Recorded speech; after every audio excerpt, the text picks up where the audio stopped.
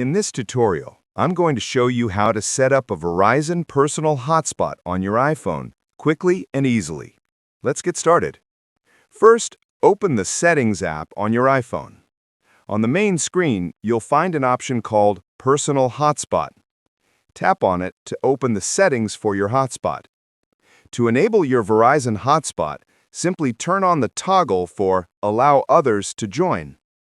You can also customize or change your Wi-Fi password right here to make sure your connection is secure.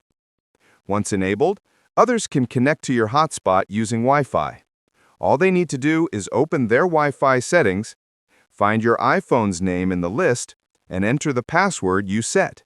After that, they'll be connected to your hotspot. If you prefer, you can also share your hotspot via Bluetooth.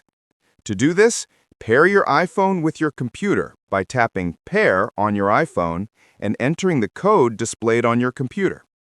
After pairing, you can use your iPhone's internet connection directly on your computer. Alternatively, you can connect using a USB cable.